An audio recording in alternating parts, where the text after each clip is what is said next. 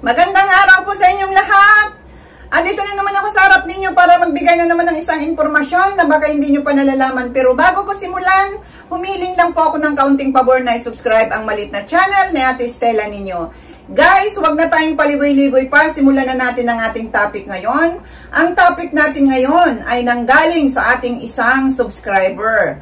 Narito po ang kanyang katanungan. Itanong ko lang, madam, kung gaano ba dapat katagal magtalik ang lalaki at babae?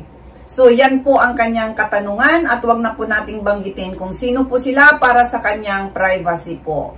Pero bago ko simulan, disclaimer lang po, ang impormasyong binibigay sa video na ito ay para sa mga layuning pang-edukasyon lamang at hindi nilayon bilang kapalit ng profesional na payong medical. Maraming salamat po. So, guys, walang eksaktong oras na itinatakda para sa tamang tagal ng pakikipagtalik dahil iba-iba depende sa bawat magkapareha. Gayon paman, may ilang pag-aaral at opinyon mula sa mga eksperto tungkol sa karaniwang haba ng pagtatalik. Ayon sa ilang pag-aaral, ang pagtatalik ay may penetrasyon ay tumatagal ng 3 hanggang 7 minuto sa pangkaraniwang magkapareha, no? 3 minuto hanggang 7 minuto sa pangkaraniwang magkapareha. Na yung nakapasok ng ibig sabihin, guys, yung nakapasok na yung saging.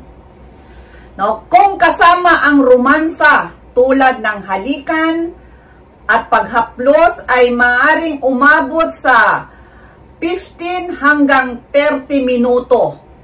Yan po ang kanyang magiging o higit pa ang ibig sabihin. So, ang ibig sabihin kapag kasama na ang foreplay na tinatawag, romansa, mga paghaplos o pagkain ng tahong, umaabot sa 15 hanggang 30 minuto o higit pa ang labanan.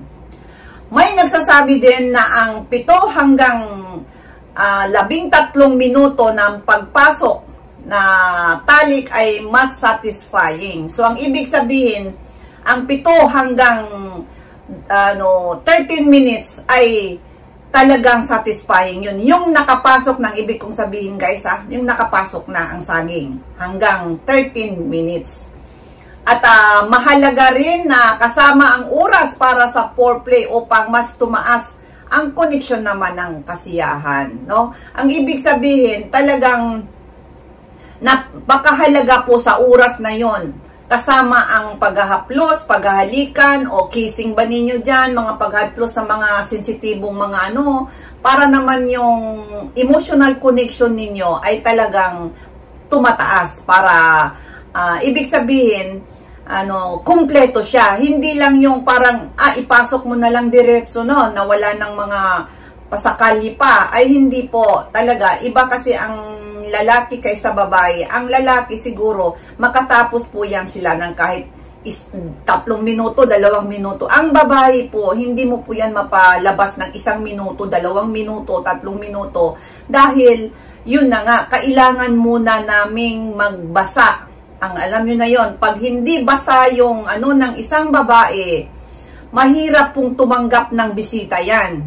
Masasaktan po yan talaga. Kasi nga, hindi mabubuksan yung pintuan pag hindi yun, walang lubricant pa. Kung hindi po siya namamasa, hindi po yan mabuksan ang pintuan. Mabuksan man yan sa pilitan, ay magagasgasan. Masasaktan yung babae. Kaya kailangan kasama na talaga doon kapag depende na lang din yan sa usapan ninyo, guys, kung madalian yung ginagawa ninyo o nakaw na mga sandalian na talagang kailangan matapos tayo ng ganito lang, ganito ganyan, depende na rin po yan sa inyo. Pero ang normal talaga na pagtatalik ay nandun kasama po yung tinatawag na foreplay, no, para naman hindi masaktan yung babae at saka para mabilis siyang makatapos, na para masundan niya ang kanyang kaparihan na lalaki. Dahil minsan naman kasi meron ding mga lalaki na nagko-complain na ang tagal-tagal naman ito, baka naman ano ba, ganun ang mangyayari. Kaya tulungan po natin ang ating kaparihan na babae na para mapabilis. Kaya paano nga natin matulungan ito? Sa pamamaraan ng paggalaw ng kanyang mga sensitibong mga lugar, kagaya ng mga tainga, liig, halik-halikan nyo yan, dalawang kabulubundukan, o kissing ba yan? Pero sa bagay, kung matagal na talagang mag-asawa man, kung mag-asawa, labas na lang kung magkasintahan. Pag mag-asawa na kasi, natural, minsan wala nang halikan kasi ayun. Ang tawag dito, merong nagsasabi na, nako, hindi ka pa nag-toothbrush, ganun, ganito, ganyan. Kasi natural, pag matagal nang mag-asawa, labas na lang sa magkasintahan, talagang mapagbigyan mo pa talaga ng pagkakataon ang iyong sarili dahil hindi ka pa masyadong busy, no? So, yun. Pero kung mag-asawang matagal na, nandoon na yun. Kaya hindi na siguro gaanong i-introduce yung tinatawag na kissing na dila sa dila, no? Pero, andun din yung mga halikan na kahit kaunti. Kaunti lang. Hindi naman yung pang isang minutong halikan talaga. Kaya, yan po, kailangan po natin talagang pagtuunan muna yung mga masiselang parte ng mga babae na doon siya magbabasa, ang ibig kong sabihin. So kasama talaga siya, no? At narito naman ang mga bagay kung bakit may ibang nagtatalik na sobrang tagal, no? Ito, bakit natatagalan? Narito ang mga dahilan din. Number 1, pagod o stress. Maaring mabawasan ang energy o interest naman sa pakikipaglabanan kapag pagod o stress. At ang number 2 naman, bakit natatagalan sa pakikipaglabanan? Sa edad. Minsan, ang edad talaga ay maaring maapektuhan din ang edad, ang tagal ng sexual performance na tinatawag, no? So, ang ibig sabihin, pero hindi ko lang alam kung talagang lahat ng mga may edad na is ganun din. Pero meron talaga, ayon sa pag-aaral, kapag mataas ng edad ng lalaki, medyo maapektuhan na yung yung tagal ng ng performance, sexual performance nila. At ang number 3 naman, yung physical na kalagayan naman ito.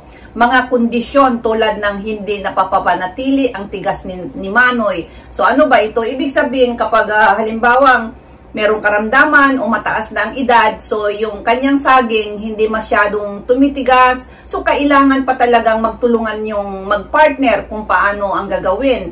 Kung kailangan ba nating ipasok ang saging o kahit hindi na, o tutulungan ba ng babae na ang kanyang partner na lalaki ay tawag dito, yung makaraos din na hindi walang pasok. So kayo na po nakakaalam kung ano yung mga bagay na gawin ninyo na para masiyahan kayong dalawa na kahit hindi tumatayo si Manoy, no? Kasi meron naman talagang yung dahilan kung bakit ayaw tumayo ni Manoy. So magtulungan po tayo, tulungan ng partner na babae kung kainin niya yung niya.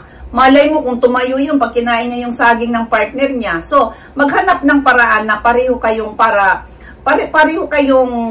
masiyahan sa pagkatapos. Hindi lang yung isa dahil unfair naman ang isa lang ang nagpalabas tapos ang isa naman ay hindi. Ay talagang yung ang tawag dito, yung walang gaanong emotional connection na mangyari sa panahon na yan. So, kailangan magtulungan talaga ang dalawa para naman parehong pareho silang satisfied pagtapos, no? So, magtulungan po. Yan po ang ating payo lamang. So, yan po guys. Sana nakita mo ang vlog na ito at dito ko na lang sinagot sa video ginawan ko para pangkalahatan na rin para magkaroon din sila ang ating ibang subscribers ng idea tungkol naman dito kung gaano ba dapat katagal makipagtalik, no? So, yan po guys. Maraming salamat sa inyo lahat. Ang inyong lingkod, si Ate Estela ninyo. Bye-bye!